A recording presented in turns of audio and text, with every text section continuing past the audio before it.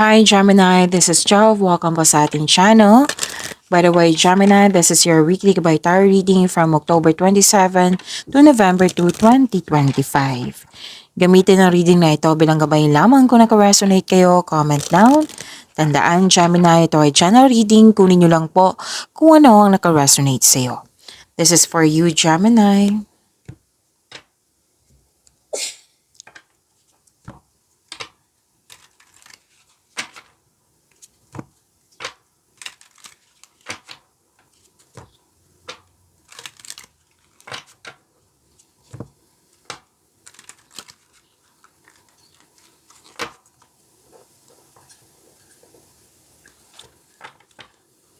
Para po ito sa iyo, Gemini.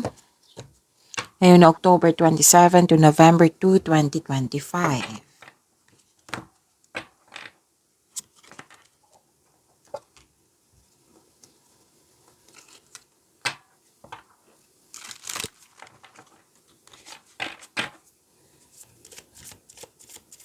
Angel number po para kay Gemini ngayong week na ito, October 27 to November 2, 2025.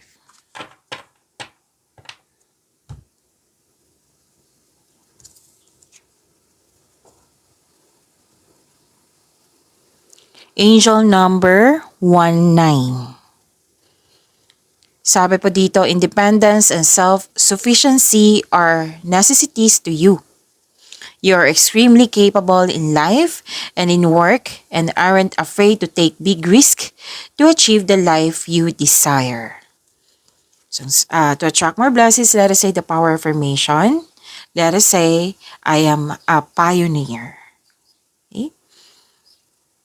Okay, so sabi po dito, angel number 19, this is a new beginning. Okay, it can signal that you have a new opportunities. Okay, may parating na new opportunities. And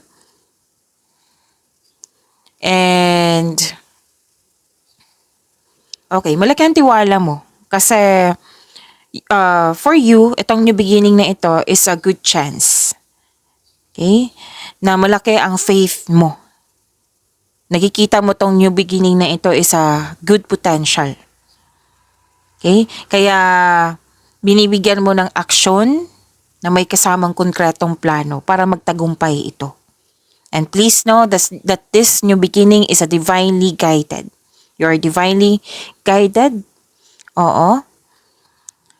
This angel number 19 is a message from your guardian angels that they are providing you a comfort and direction. Tinuturo sa iyo yung tamang daan patungo sa success na gusto mong ma-achieve. So, seeing this number, angel number 19, can be a reminder of the power of God and divine guidance at work in your life. Okay? Tinutulungan ka ng universe para maisakatuparan to kasi binigyan mo siya ng aksyon at malaki ang tiwala mo na maabot mo ito. Okay? So have faith and trust the universe. Pagpatuloy nyo po yung sipag at tiyaga nyo. And ipagpatuloy nyo yung pagkakaroon ng positivity. So that is angel number 19.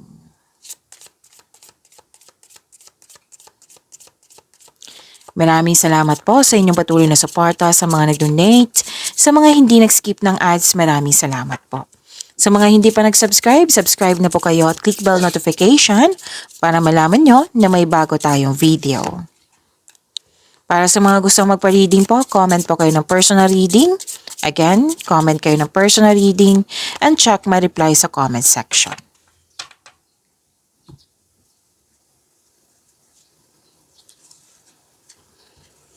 Oh, wow. Wow. Okay, may malaking influence ang isang lalaki sa week na ito. And most likely kasi to, pwedeng hindi siya lalaki, kundi may masculine energy na malaki ang kanyang influence. Pwedeng ikaw din to. na binigyan mo ng aksyon, yung agad-agad. Na let's say may dumating na opportunity, binigyan mo siya ng agarang aksyon o reaksyon. Basta binigyan mo siya ng aksyon agad, which is nag-clarify siya dito sa angel number 19. Aksyon, kasi malakas ang faith mo. Okay? And may nakita ko dito makaka-receive ka ng regalo, tulong. Hindi lang regalo or tulong. Pwede din awards. Awards, rewards, compliment. Pasensya na po ha, may lumapit na bata. Oo. Okay. Yun po. Ang some of you nakatanggap ng compliment, ng awards, rewards, fame. At yun po, tulong or regalo. Sobrang saya mo, dalawang card mismo nagsabi dito, Gemini, na sobrang saya mo. And this is love is blooming. Nagkaroon ng abundance. Dalawang card mismo nagsabi nito. Nagkaroon ng abundance. And this is good luck, good karma, things going your way. Ito na yung mga kabutihan na ginawa mo na bumalik sa'yo as good karma. Yes, ito na yung panahon na nagkaroon ng good karma sa mga mabubuting ginawa mo, nagawa mo, Gemini. And good luck and recognition talaga, nakikita ko dito sa dalawang card na ito. Maraming humahanga sa iyo. At may dumating na opportunities, which is 2 cards din na nagsabi dito na sinabi din dito na itong opportunities na ito is a positive opportunities. And may success. Opo, success. At kitang-kita ko yung happiness mo dito, Gemini. You deserve this. You deserve this, Gemini. Ang ganda ng weekly gabay nyo. Weekly cards nyo. Ang ganda. Ang ganda. Claim nyo po ha, Gemini.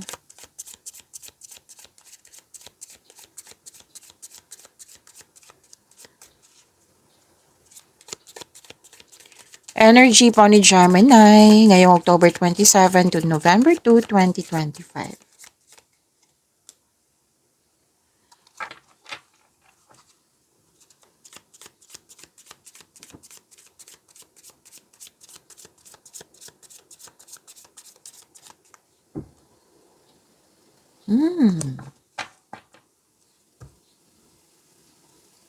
Para po sa mga bago dito, kung may napansin kayo na repeating message, yan po yung pinupush ng cards sa inyo. Like for example, nanood kayo sa inyong monthly Gabay Tarot reading, daily Gabay Tarot reading, second half of the month of October, at dito din, at may napansin kayo na repeating message. Yan po yung pinupush ng cards sa inyo na kailangan yung bigyan ng atensyon, solusyon at aksyon kung maaari po. So na yung energy ni Gemini. Emotional offerings. Yung sinabi ko kanina dito sa inyo, na agad niyong binigyan ng aksyon, yung mga, let's say, yung dumating na opportunity, binigyan mo ng agarang aksyon, agarang aksyon to mabilis na aksyon, yan. Pero din, mabilis na desisyon. Kasi magaling kayong gumawa ng desisyon, Gemini. Okay, marami akong nakikita dito, Gemini. Ang ilan sa inyo, pwedeng nakilala nyo na yung taong para sa inyo, lalo sa mga single dito, na excited ka dito Gemini. Oo, pwedeng kaibigan, pwedeng maliligaw o niligawan mo, pwedeng kasamahan. Basta po, excited kang makilala siya. Excited kayo sa inyong connection.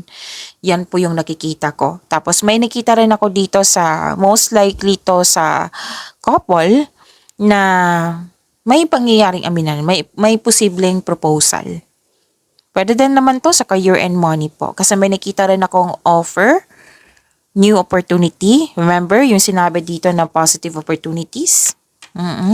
Na very excited ka sa na-offer na ito, chances.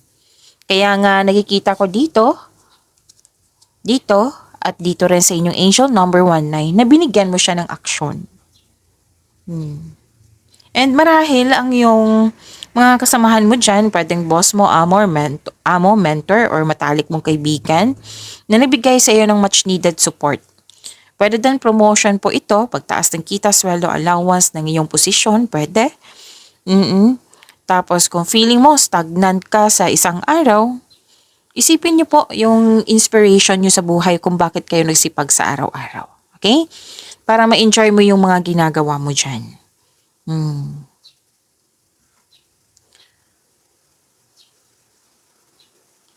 Okay, good news is on the way po. Ang ilan sa inyo dito, nakikita ko dito na nag healthy living po. Nag-healthy living. And yun po, yung sinabi ko kanina sa inyo na may bago kang inspirasyon. Pwedeng kakilala, pwedeng bagay, pwedeng sitwasyon na nangyari, na yung chances na binigay sa inyo, Gemini, na excited ka. You are very inspired ngayong week na ito. Ang ganda ng energy mo, Gemini. Pagpatuloy niyo po. Okay? Pwede din yun nga, may bago kayong pet, bagong gamit, or bagong inspirasyon. Pwedeng tao to. Okay? So, claim nyo po, Gemini, ang ganda.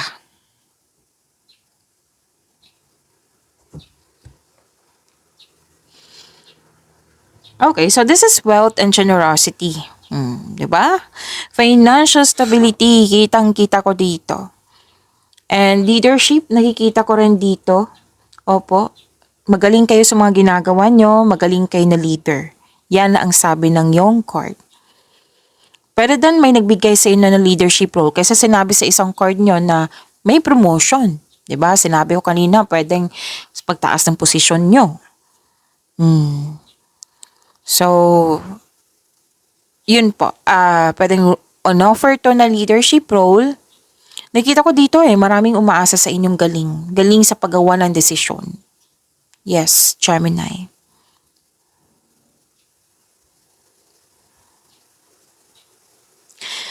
Okay, may nakita kasi ako ditong ideal type ni Gemini, yung parating sa inyo, financial stable na, sobrang generous. Opo, na naabot niya na yung financial maturity. Pwede din ikaw to kasi may sinabi ang card niyo kanina na financial stability. Ilan nga sa inyo dito gusto mo bumili ng lupa, gusto mo bumili ng property bago mag-settle down, bago pumasok sa buhay ng pag-ibig. Yan yung nakikita ko. So, natandaan yung sinabi ko kanina dito, Gemini, na may regalo. Opo. Maaaring na kayo nakakatanggap talaga kayo ng regalo, awards. May nakita kong ganyan. And some of you, bumili kayo ng bagay. Yung binigyan mo ng gift yung sarili mo. Okay, so this is good. And you deserve this. Okay? Ang ilan sa inyo, bakasyon. Nagbakasyon po kayo or galing bakasyon or nagbakasyon kayo ngayong week na ito.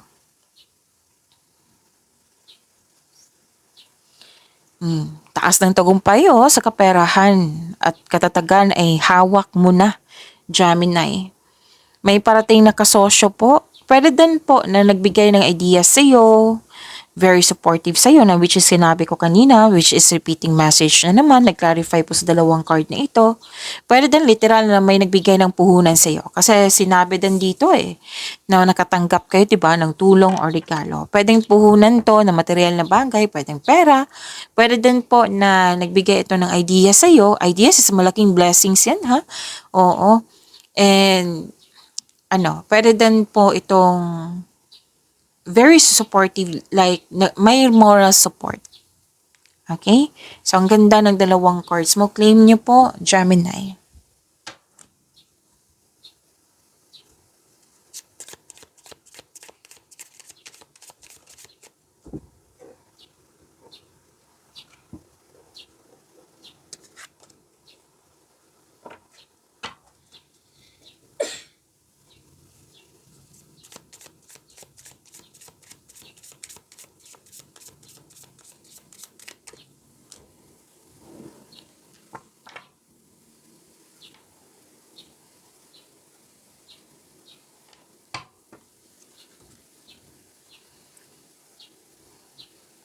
Please expect, Gemini, marami kang ginagawa dito.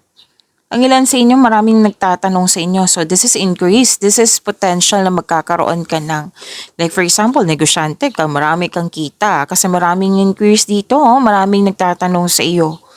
Claim nyo po.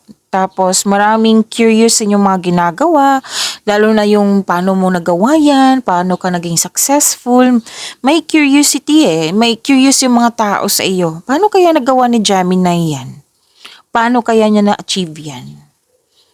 Tinitingnan niya yung maraming humahanga sa inyong talento, o sa inyong skills, yan. So, please expect na marami kayong inquiries, maraming nagtanong, marami ding kausap. Multitasking yung nakikita ko dito sa inyo, Gemini Habang ginagawa mo yung mga trabaho mo dyan, maraming mga nagtatanong sa iyo. Actually, nakikita ko rin dito may mga offer sa iyo. Oo. So, na makapagbigay sa ito ng malaking pera.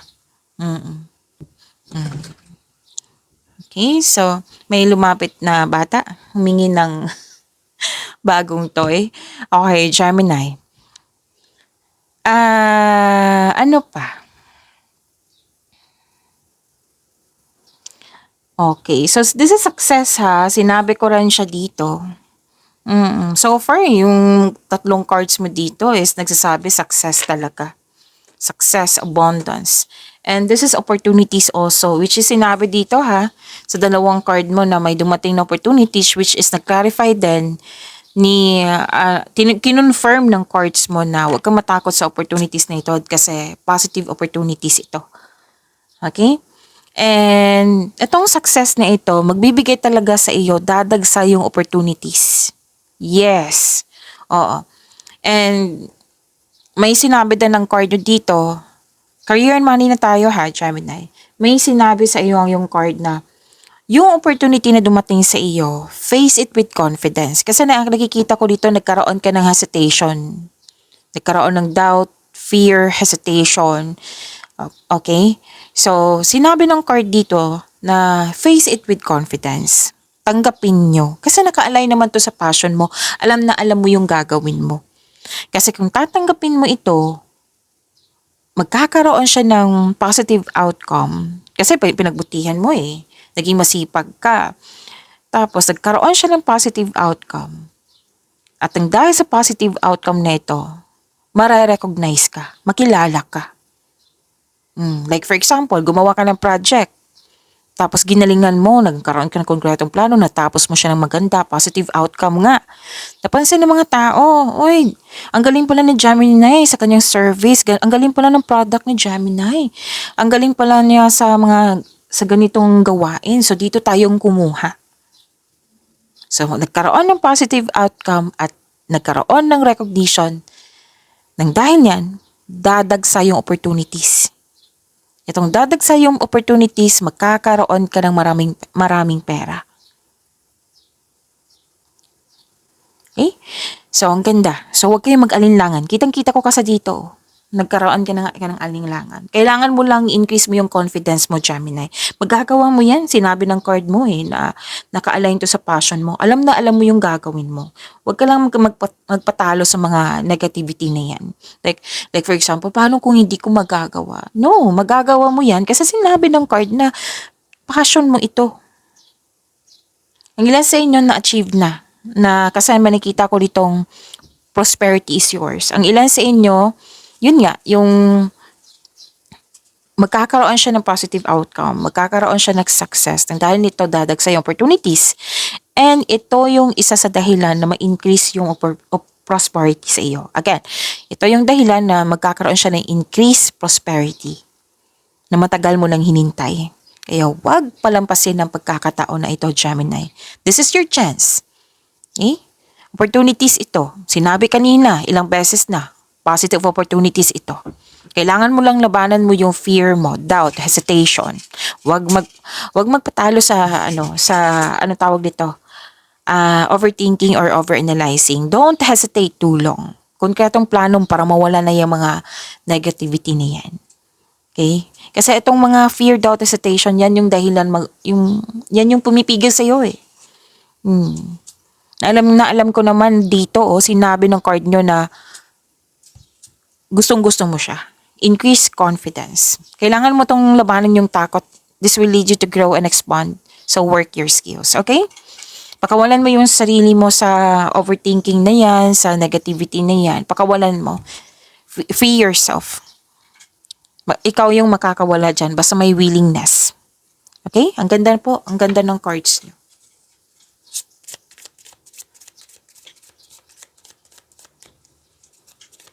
Love life, self-love, partnership, and romance ni Gemini.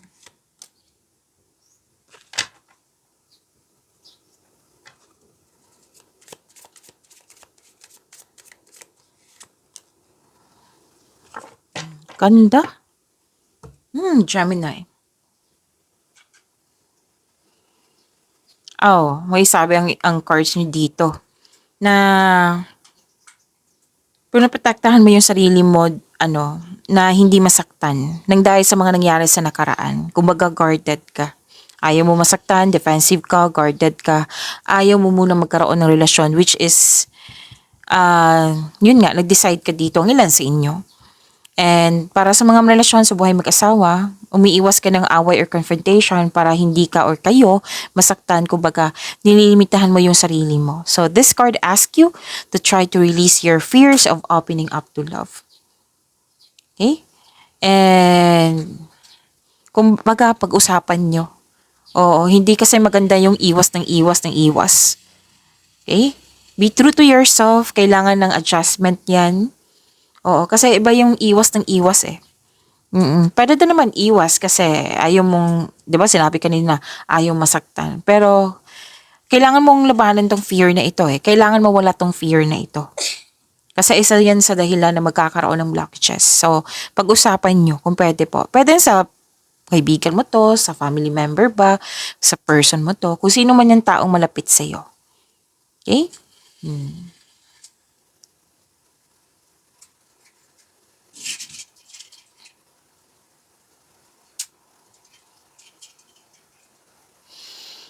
Okay. May na-attract ka talaga. Dalawang card na mismo nagsabi dito na may ma-attract kang taong sobrang successful sa buhay at masaya at ready na ito sa seryosong relasyon. Okay, pwedeng ikaw to, pwedeng siya. This is a repeating message ha, magkaiba po siya yung cards po. Sa mga relasyon sa buhay mag-asawa, love and happiness overflow, sobrang satisfied nyo sa inyong connection, and deserve nyong mag-relax at mag-enjoy. You have satisfaction, you have abundance, you have overflowing abundance, thankful ka sa mga biyayang natanggap, successful and satisfied ka sa buhay. So, this card asks you to relax and enjoy, deserve nyo po yung achievement nyo, and deserve nyo rin magbakasyon, magpahinga. Pagyamanin niyo po yung blessings sa binigay sa inyo, Gemini. See you tomorrow. Maraming salamat po.